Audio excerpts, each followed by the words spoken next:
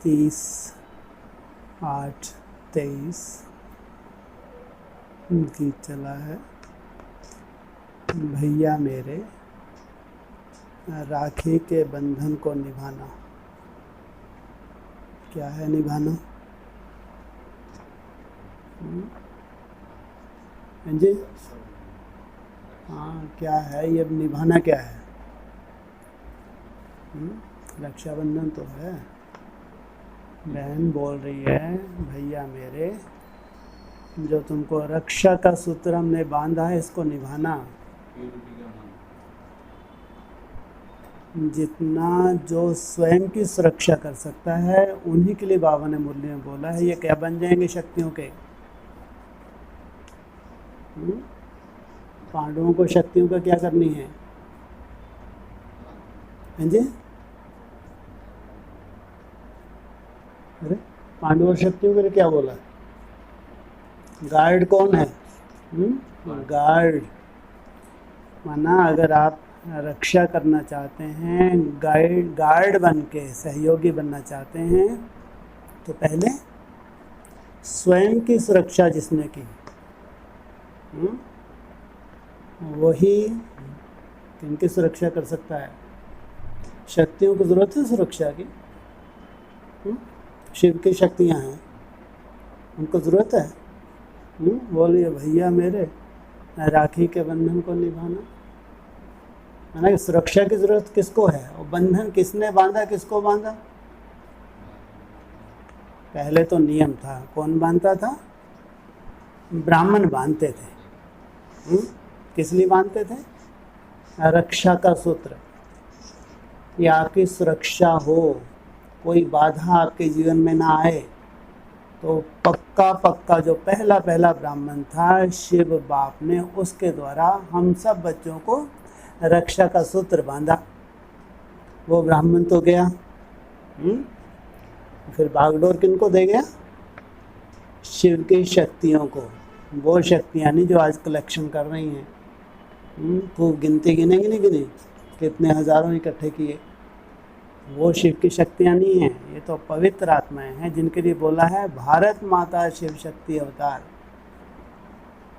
ये बांधती हैं सूत्र। इनको ऐसे गार्ड चाहिए।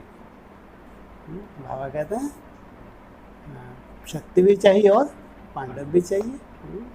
तो ऐसी शक्तियाँ हैं जो ऐसे पांडव तैयार होते हैं जो यज्ञ के रक्षक बनते हैं। और जिन्होंने स्वयं की सुरक्षा ही नहीं की, वो यज्ञ की सुरक्षा क्या करेंगे? इसलिए भैया मेरे, जो तुमको रक्षा का सूत्र बांधा है शिव शक्तियों ने, इसकी लाज रखना। इतना सुंदर तुम्हारा, इतना सुंदर पवित्र जीवन हो कि तुम्हारी भी सुरक्षा हो जाए और पूरे यज्ञ की सुरक्षा हो जाए। और इस यज्ञ की सुरक्षा होती ही है प्योरिटी से। जितनी प्योर आत्मा होगी उतनी ही सुरक्षा कर रही है। सोचो, जितनी सुंदर हमारी सोच होगी, जितना सुंदर वाइब्रेशन होगा, स्वतः ही सुरक्षा होती है। तो भगवान आके संगम युग पे हमको ज्ञान का ऐसा सूत्र देते हैं। कब के कितने जन्मों की सुरक्षा हो जाती है? जन्म जन्मांतर की गारंटी लेता, 21 नहीं, जन्म जन्मांतर की सुरक्षा। ऐसा बंधन कोई बांध सकता है? ऐसा रक्षा का सूत्र सिवाय भगवान के कोई भी बांध नहीं सकता। 21 जन्म की तो गारंटी लेता है, जहाँ दुख है शांति है ही नहीं। सोचो, 21 जन्म कोई दुख है शांति नहीं।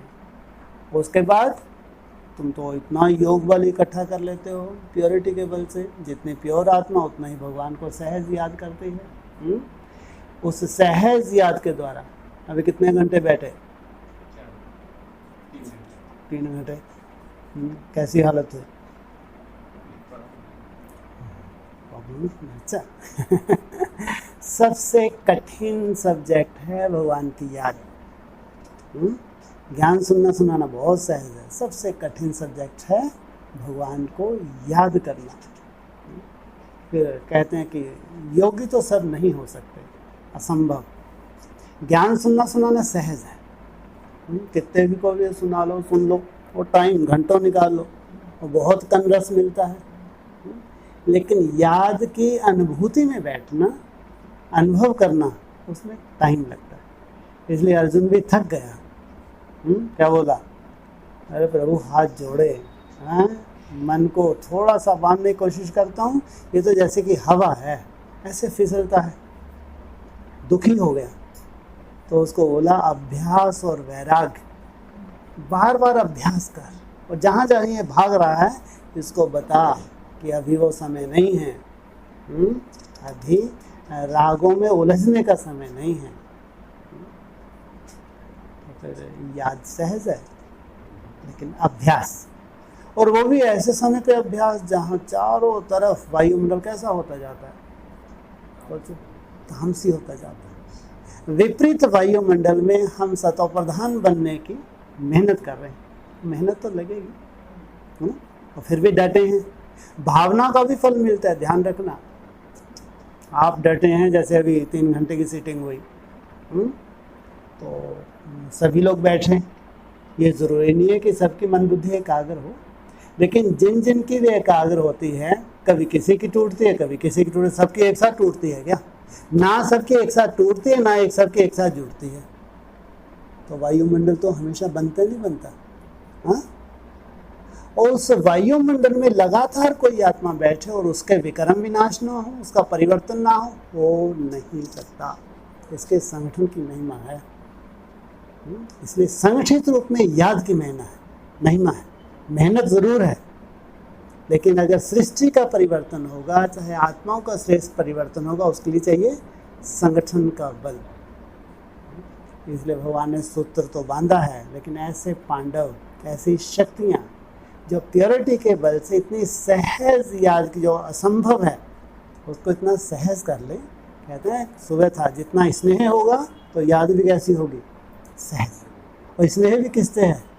जो पवित्रता का सागर है। पवित्रता के सागर से आपका स्नेह हो, फिर प्योरिटी आपके लिए क्या होगी? सहज होगी या मुश्किल होगी? सहज होती जाएगी। नहीं है तो भी होती, इतना याद का इतना बल है। इसलिए मुरली में सिंपली बहुत सुंदर शब्द आता है, जितना तुम याद करोगे उतना पवित्र बनते जाओगे। सुना है? अक्सर रिपीट होता है, जितनी याद की पावर बढ़ती जाएगी उतनी पवित्रता की पावर भी बढ़ती जाएगी। इसलिए गीत सुनाया भैया मेरे राखी के बंधन को निभाना, ऐसा अपना पवित्र जीवन बनाओ, पूरे यज्ञ रक्षक बन जाएं। अपनी ही रक्षा नहीं, लेकिन पूरे यज्ञ की रक्षा हो जाए। ओम शांति। बेहद के बाप का बच्चों प्रति फरमान है कि अशरीरी होकर रहो। बैठे तो भ्रुकुटी में आत्मा चमक, उसका निहारते रहें। उस भ्रुकुटी में जो बिंदु है उसको निहारते रहें तीसरे नेत्र के द्वारा। उसमें 10 मिनट, 15 सेकेंड, 15, 20, 30 सेकेंड, 1 मिनट, धीरे धीरे प्रैक्टिस हो जाएगी तो 10-20 मिनट और प्रैक्टिस, और 1-2 घंटे कोई बड़ी बात है क्या? 8 घंटे भी कोई बड़ी बात नहीं। आज तो लगता है कि बहुत बड़ा, असंभव। लेकिन जब भगवान ने मुरली में बोला, नहीं बोला, झूठ बोला, समय इतना कम है सोचो, और भगवान ने मुरली में बोला है कम से कम 8 घंटे याद की यात्रा चाहिए, तो कितना सुंदर वायुमंडल बनने वाला है, ये भी तो सोचो। अगर हम हिम्मत रखते हैं तो हम वो दिन भी देखेंगे। इतना सुंदर वायुमंडल होगा और इतनी हल्की आपकी बॉडी होगी, मालूम ही नहीं पड़ा है, घंटों हो गए, मालूम ही नहीं पड़ेगा। सोचो, इतना हल्कापन, कोई दर्द नहीं, कुछ नहीं, एकदम जैसे रुई जैसे। कितने सुंदर अनुभव होंगे नहीं होंगे? जब हिम्मत रखते हैं, अभ्यास करते हैं, तो भगवान की मदद भी मिलती है। और सबसे मुख्य सब्जेक्ट है ही याद। इसके बिना तो आत्मा की सदगति हो नहीं सकती, क्योंकि बोझा बहुत है आत्मा, 63 जन्मों का बोझा है ना। अभी योग बल से कैसे चुक्त होता है? जैसे से आपकी एकाग्रता बढ़ती है, आप में सबसे पहले निर्णय शक्ति आती है। श्रीमत परमान आप निर्णय लेने लगते हैं, फिर आपसे विकर्म नहीं होते हैं। जब विकर्म नहीं होते तो सुकर्म होते हैं, तो वो पुण्य का खाता आपका जमा होता जाता है, और पिछले जो जन्म जन्मांतर की छापे पड़ी हुई हैं वो धुंधली पड़ने लगती है। जन्म जन्मांतर की छाप भी तो है आत्मा के ऊपर। याद के अभ्यास से धीरे धीरे वो सभी छापें धुंधली पड़ने लगती हैं, और यही स्मृतियाँ पावरफुल होने लगती हैं जो श्रीमत प्रमाण हमारे कर्म होते हैं। तो हम कहेंगे एक तरफ हमारे विकर्म दग्ध हो रहे हैं और दूसरी तरफ पुण्य का खाता जमा होता है। तो बाबा ने बोला अशरीरी होकर रहो, अर्थात अपने को आत्मा निश्चय कर इन कर्म इंद्रियों से अपने को अलग समझो। मैं ज्योतिष रूप आत्मा अलग, ये देह अलग, नहीं तो वैसे ऊपर निकल जाओ, महसूस करो पॉइंट ऑफ लाइट ऊपर हूँ, नीचे अपनी देह को महसूस करो। यह शरीर डिपेंड करता ही है आत्मा के ऊपर। आत्मा अलग हो जाती है तो शरीर कोई काम की चीज़ नहीं रहता। शरीर की वैल्यू है कब तक? जब तक आत्मा है, जिसको फिर जलाया जाता है। जब आत्मा नहीं है, शरीर कोई काम का नहीं है, तो उसको जलाया जाता है। जब आत्मा निकल जाती है तो जैसे मुर्दा किचड़ा हो जाता है, किचड़ा होता है तो कहते हैं कि इस किचड़े को जला दो। आत्मा बिगर यह शरीर काम का नहीं है।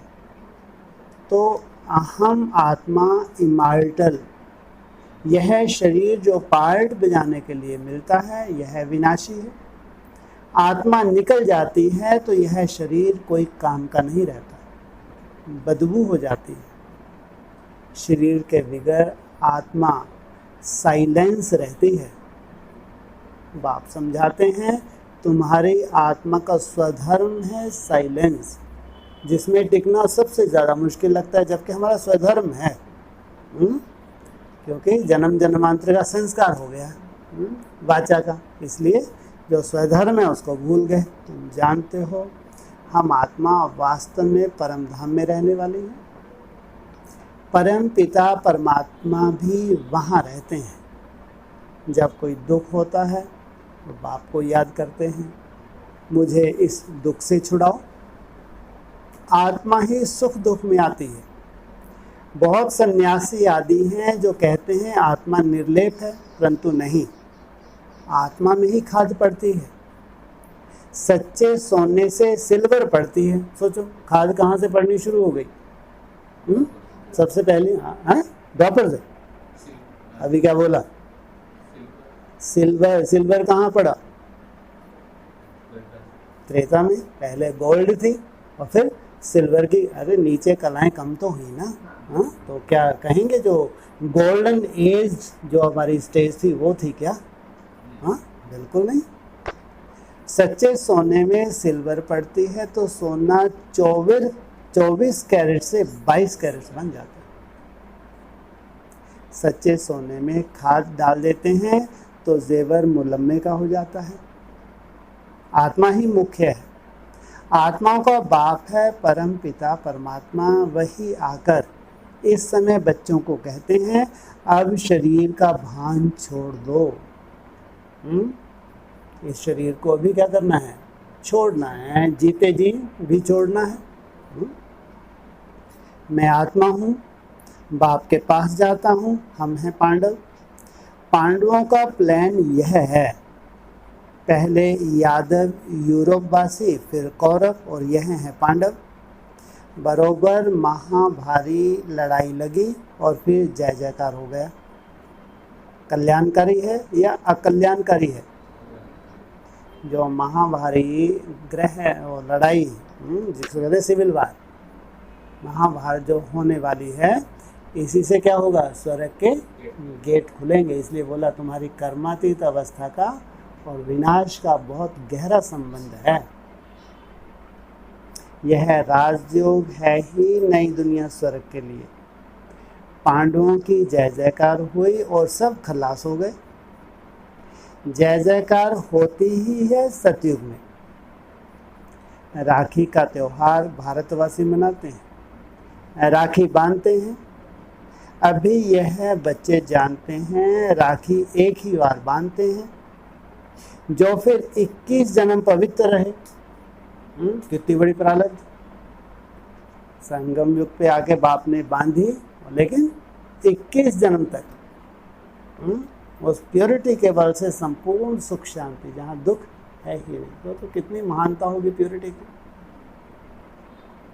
तो ज़रूर कलयुग अंत में राखी बांधने वाला चाहिए। राखी कौन आकर बांधते हैं, कौन प्रतिज्ञा कराते हैं? स्वयं बाप, और जो उनके वंशावली ब्राह्मण हैं। सच्चे सच्चे ब्राह्मण तुम हो, ब्राह्मण ही राखी बांधते हैं। बहन भाई को बांधे, यह भी झूठी बनावट है। क्या कहा बाबा ने? बहन जो भाई को बांधती है, ये क्या है? कायदा नहीं है तो क्या है? झूठी बनावट है। तो सच्चाई क्या है? बोलो, अगर ये झूठी बना, सच्चाई क्या है? हैं जी? बाप ने आकर सच्चे ब्राह्मण के द्वारा, जैसे कहते हैं वो दिखाते हैं पुराने बुजुर्ग, वो बांधते थे गांव में, सभी के बांधते थे। ऐसा नहीं केवल भाइयों को ही, बहनों को ही, सबको। हाँ, बुजुर्ग लोग जानते हैं। आगे ब्राह्मण ही आकर धागे की राखी बांधते थे। वो थे पवित्र ब्राह्मण, वो रक्षा का सूत्र रक्षा करते थे। अभी जो पवित्र ब्राह्मण है वो पूरे विश्व की रक्षा करते हैं। वह कोई ऐसे नहीं कहते कि तुमको पवित्र रहना है। वो जो ब्राह्मण थे रक्षा का सूत्र बांधते थे, लेकिन पवित्रता की प्रतिज्ञा नहीं करवाते थे। पवित्रता को वह जानते ही नहीं। तो यह राखी उत्सव जरूर संगम पर हुआ। कितना वर्ष हुआ? 5000 वर्ष। संगम पर बाप ने राखी बांधी, फिर हम सतयुग त्रेता अंत तक पवित्र रहे। फिर भक्ति मार्ग में यह राखी त्योहार शुरू हो गया। कहते हैं यह उत्सव परंपरा से मनाते आए हैं, परंतु ऐसे तो है नहीं। 5000 वर्ष में हम एक ही बार राखी बांधते हैं। जब द्वापर से पतित बनते हैं तो वर्ष वर्ष राखी बांधते हैं, क्योंकि अपवित्र बनते हैं। जैसे वर्ष वर्ष रावण को भी जलाते हैं, वैसे वर्ष वर्ष राखी भी बांधते हैं। वास्तव में इसका अर्थ तुम समझते हो। बाप आकर कहते हैं बच्चे प्रतिज्ञा करो। राखी बंधन से कुछ नहीं होता। यह तो कसम उठाया जाता है कि बाबा हम सभी अभी पवित्र रहेंगे। तो ड्रामा में इन उत्सवों की नोंद है। सत्युग त्रेता में राखी बांधने की दरकार ही नहीं। वह है ही वाइसलेस वर्ल्ड। इस समय अपनी है चढ़ती कला, फिर तो उतरना होता है। हम फिर 100 प्रधान देवता बनेंगे। ब्राह्मण कहते हैं हम अभी ईश्वर की संतान हैं, फिर 100 देवता बनते हैं। मनुष्य का नाम डाल दिया है। श्री कृष्ण को भी द्वापर में ले गए हैं। तुम पतित से पावन कलयुग अंत में बनते हो, फिर सतयुग में आना है। अगर द्वापर में आए तो फिर कलयुग का नाम गुम हो जाना चाहिए। क्या? अगर द्वापर में आए तो क्या कहते हैं वो भक्ति मार्ग में? कृष्ण कब आया? तो फिर कौन सा युग आना चाहिए? जब सब धर्मों का विनाश कर दिया, सत्य धर्म की स्थापना। तो फिर तो कलयुग का नाम गुम हो जाना चाहिए। यह रॉन्ग बात है। जब रॉन्ग हो तब तो सतयुग त्रेता में कभी झूठ बोलते ही नहीं। जब रॉन्ग हो तब बाप आकर राइट बनाते हैं। अभी सब झूठे हैं। झूठी माया, झूठी काया। बाप आकर, हैं जी, बाप आकर बच्चों को सच्चा बनाते हैं। सतयुग त्रेता में कभी झूठ बोलते ही नहीं। यहाँ तो पाप करते झूठ बोलते रहते हैं। पाप आत्माओं को पुण्य आत्मा तो बाप ही बनाएंगे। किसने गारंटी ली है? अभी हम सब क्या हैं? क्या हैं? पाप आत्मा। और बाप ने गारंटी ली है, पाप आत्मा को पुण्य आत्मा बाप ही बनाएंगे। जैसे दीपमाला के सारे वर्ष का हिसाब किताब चुकतू करते हैं ना, तुम्हारा फिर आधा कल्प का जो पापों का खाता है वह भस्म होता है, और पुण्य का खाता तुम जमा करते जाते हो। यहाँ ही जमा करेंगे तब 21 जन्म के लिए फल मिलेगा। बाप को याद करने से ही विक्रम विनाश होंगे, नया कोई पाप नहीं करना चाहिए। पुराना खाता खलास करना है। बाप को बतलाते हैं, बाप को बतलाते हैं, बाबा हमसे यह पाप हुआ, अच्छा आधा माफ़ है। क्यों आधा माफ़ हो गया? क्योंकि बाप को बतलाया। इस जीवन में भी छोटेपन में पाप किया है तो वह बतलाने से आधा दंड कट जाएगा, बाकी आधे के लिए फिर मेहनत करनी पड़ेगी। कौन सी मेहनत? याद की मेहनत। इस जन्म की जीवन कहानी से आगे का भी पता पड़ जाता है, क्योंकि संस्कार ले जाते हैं ना, फिर उनकी अवस्था से पता पड़ जाता है। यह तो समझते हैं दिन प्रतिदिन नीचे ही गिरते आए हैं, दुनिया तमोप्रधान बनती जाती है, पाप बढ़ते जाते हैं, फिर पतित पावन बाप आकर राखी बांधते हैं, अर्थात प्रतिज्ञा कराते हैं कि तुम पवित्र बन जाते। परंपरा अर्थात हर 5000 वर्ष के बाद यह सच्ची सच्ची राखी बाप से बंधवाते, फिर उसकी रस्म आधा कल्प चलती। उसका बहुत महत्व है। पहले महत्व है जो राखी बांधते हैं, पहले बांधने वाला उसका महत्व है। उनका उत्सव है मुख्य। ऊंच से ऊंच उत्सव है शिव जयंती, जिसका कोई को भी पता नहीं है कि कब आए, क्या आकर किया। इब्राहिम, बुद्ध, क्राइस्ट आदि कब आए यह तो सब जानते हैं ना। उनसे आगे सतयुग त्रेता में क्या था वह हिस्ट्री ज्योग्राफी कोई नहीं जानते। देवी देवताओं की राजधानी कैसे स्थापन हुई, कितना समय चली, यह कोई नहीं जानते। मुख से कहते हैं सतयुग के लक्ष्मी नारायण सर्वगुण संपन्न, 16 कला संपूर्ण निर्विकारी थे। लक्ष्मी नारायण तो हुए महाराजा महारानी, उन्हों का बचपन भी चाहिए। बच्चों का किसको भी पता नहीं। राधे कृष्ण को फिर उल्टा द्वापर में ले जाते हैं। ले जाना कहाँ चाहिए? सतयुग में, लेकिन कहाँ ले गए? द्वापर में। ऐसा क्यों? हाँ, प्रत्यक्षता रूपी जन्म द्वापर में होता है, द्वापर युग की शूटिंग में होता है। यह मनुष्यों की अपनी कल्पना है। सतयुग की आयु भी लाखों वर्ष लिख दी है, इतनी तो होनी नहीं चाहिए। खुद भी कहते हैं 3000 वर्ष बिफोर क्राइस्ट बराबर देवी देवताओं का राज था। तो फिर सतयुग को इतने वर्ष क्यों देते हैं? सहज बात है ना, परंतु माया पत्थर बुद्धि बना देती है, जो बिल्कुल ही भूल जाते हैं कि हम देवी देवता थे।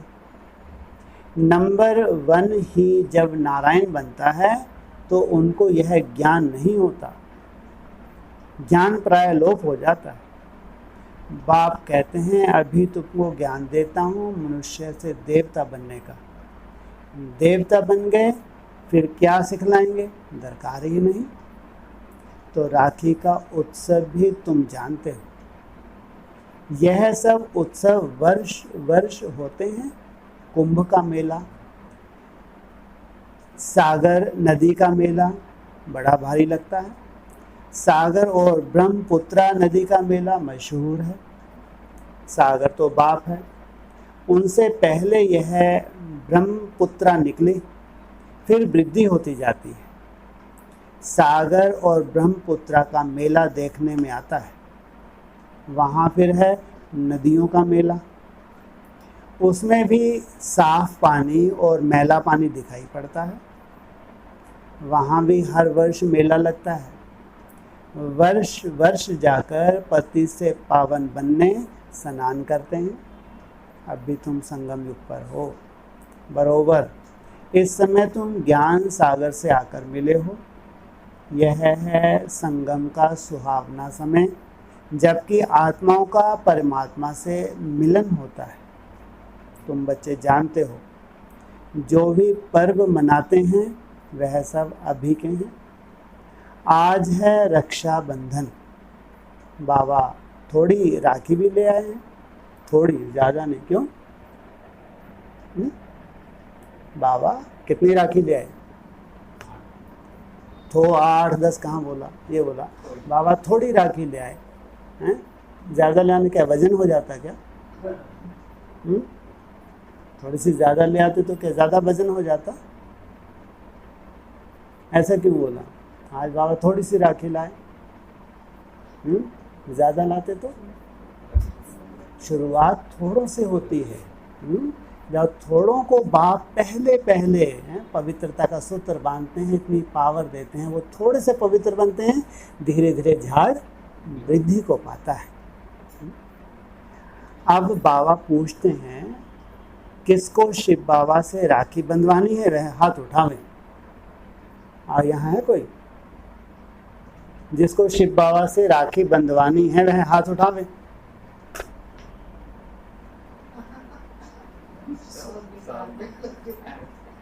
क्या बोला बाबा ने? वैसे हाथ उठाया, सुना? हाँ, जिनको बंधवाना है।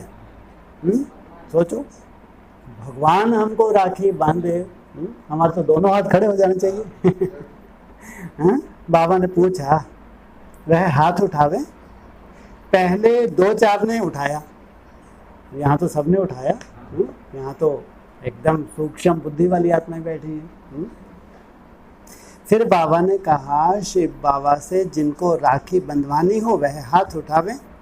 तो फिर मेजॉरिटी ने उठाया, बाद में फिर सभी ने उठा दिया।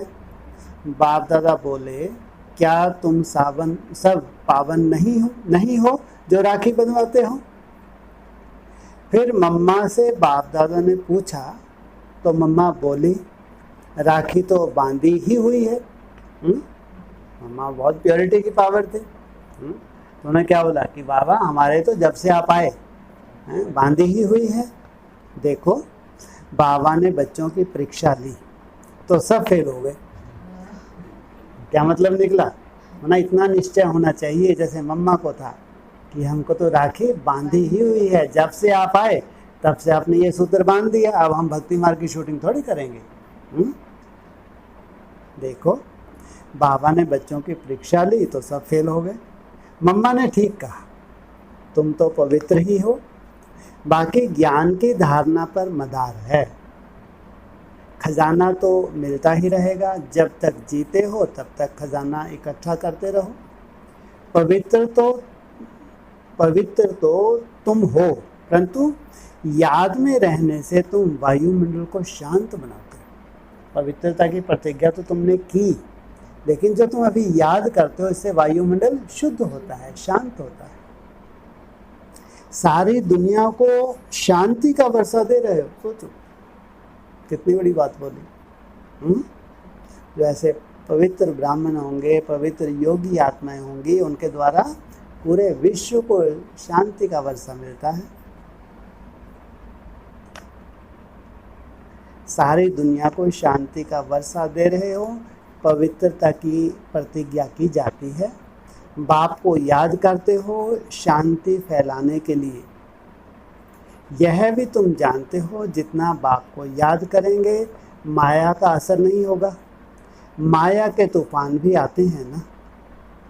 बाप तुम बच्चों को पढ़ाकर त्रिकालदर्शी बना रहे हैं। ड्रामा के आदि मध्य अंत को तुम जानते हो। तुम्हारा यह भूलना भी ड्रामा में है, इसलिए फिर से मुझे आना पड़ता है तुम बच्चों को राजयोग सिखाना।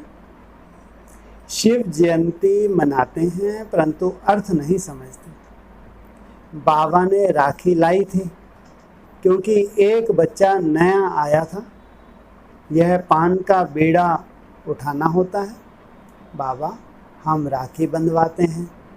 हम पवित्र बन क्यों नहीं बेहद के बाप से वर्षा लेंगे, क्योंकि इसमें पवित्रता है फर्स्ट। बेहद का बाप कहते हैं आधा कल तुमने विषय गटर में बहुत गोते खाए हैं, अभी है ही कुंभी पार्क नर्क, 63 जन्म गोते खाए हैं। अब प्रतिज्ञा करो बाबा हम भी पवित्र दुनिया में चल सुख का वर्षा लूँगा, परंतु हिम्मत नहीं दिखाते हैं। यह है ज्ञान मानसरोवर। क्या यह है ज्ञान मानसरोवर। पहले पहले कौन सी नदी निकलती है? ब्रह्मपुत्रा। इसमें ज्ञान स्नान करने से मनुष्य स्वर्ग की परी बन जाते हैं। भक्ति मार्ग में कहावत है, मानसरोवर झील से क्या निकलती हैं? परियां निकलती हैं। भारतवासी लक्ष्मी नारायण आदि के मंदिर बनाते हैं, परंतु उनको पता थोड़े ही है कब आए थे। तो यह हुई अंधश्रद्धा। कब आए थे? कब आए थे? आए थे या आएंगे? आए थे। कब आए थे? संगम 5000 वर्ष पहले। हैं?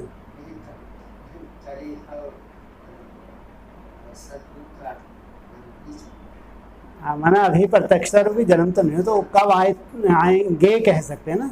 अभी भविष्य में प्रत्यक्षता रूपी जन्म होगा नहीं होगा या नहीं होगा? दुनिया जानेगी नहीं जानेगी? जानेगी। तो कब आएंगे? वो चित्र देखा लक्ष्मी नारायण का चित्र देखा है? ध्यान दिए कभी? उसके नीचे क्या लिखी हुई है? आज से 2500 वर्ष। माना जब वो आएंगे प्रत्यक्ष रूपी जन्म लेंगे, तब से कहेंगे वन वन वन की शुरुआत। पहला दिन होगा, पहला मास होगा और पहला साल होगा ब्राह्मणों की दुनिया में। तो कब होगा? हैं जी? हाँ, 27 के आसपास। हाँ। तो कब आए थे? वह तो हुई अंधश्रद्धा। तुम बच्चों को अब बाप ने आप समान मास्टर ज्ञान का सागर बनाया है। जैसे बैरिस्टर पढ़कर आप समान बनाते हैं, फिर नंबरवार पुरुषार्थ अनुसार पास होते हैं। यह भी पढ़ाई है। एम ऑब्जेक्ट क्लियर लिखा हुआ है। शिव बाबा का भी चित्र है। क्या शिव बाबा बिंदी है या चित्र है? ना, चित्र तो ये होते हैं, हमारे चित्र है ना, हम साकार में तो चित्र है। तो ये क्या कह रहे हैं? शिव बाबा का भी चित्र है। इसको ऐसे नहीं कि बिंदी है, लेकिन चित्र भी है, परंतु समझते कुछ भी नहीं है। गाते हैं पतित पावन सीताराम। कहाँ शिव बाबा की बात कर रहे हैं? फिर क्या बोले? गाते क्या हैं? पतित पावन सीताराम। और मुरली में बार बार आता है राम बाप को कहा जाता है, राम बाप को कहा। शिव बाबा का दूसरा नाम क्या है? राम बाप। कहते हैं पतित पावन सीताराम। यह है ही रावण संप्रदाय।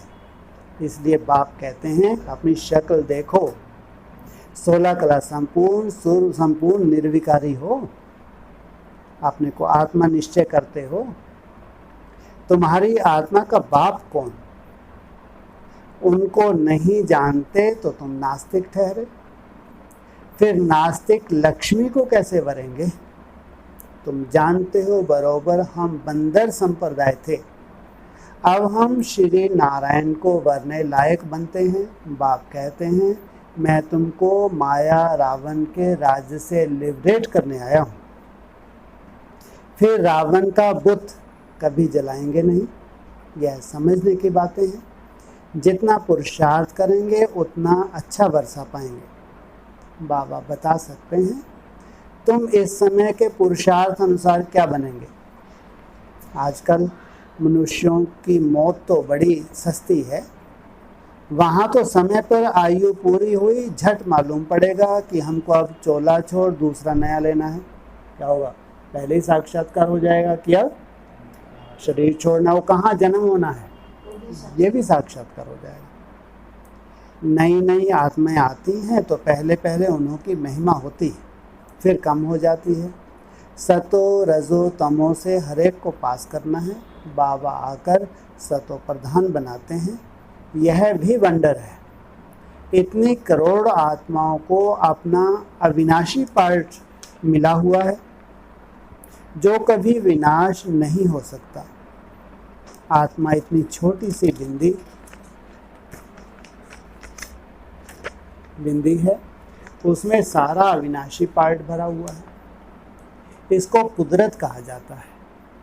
नया कोई इन बातों को समझ ना सके, बड़ी गूढ़ बातें हैं। शिव का रूप तो यही दिखाते हैं ना। अगर हम इनका रूप बदल दें तो इन्हें इनकी तो दुनिया से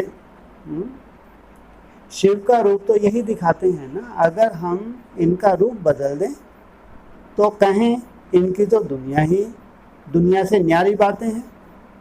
नई दुनिया के लिए नई बातें अभी तुम सुनते हो, इसलिए उनको भी युक्ति से चलाना पड़ता है। लेकिन सच्चाई नई दुनिया की तुम्हारे लिए, तुम जानते हो, तुम्हारे लिए है पूरी सच्चाई। फिर कल के बाद भी तुम ही आकर सुनेंगे। तो पतित पावन बाप ने प्रतिज्ञा कराई थी, जिन्होंने यह प्रतिज्ञा की वही स्वर्ग के मालिक बने। इसलिए यह त्योहार मनाया जाता है। सच्चे सच्चे ब्राह्मण तुम हो। जितना ऊंच पवित्र ब्राह्मण उतना ही बड़ा राजा महाराजा बनता है। सच्चे सच्चे ब्राह्मण तुम हो। सरस्वती ब्राह्मणी ऊंच गाई जाती है। सच्चे ब्राह्मण हो तुम, लेकिन ब्राह्मणियों में ऊंच सरस्वती।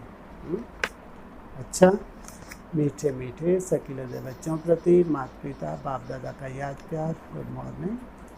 रूहानी बाप की रूहानी बच्चों को नमस्ते। ओम शांति।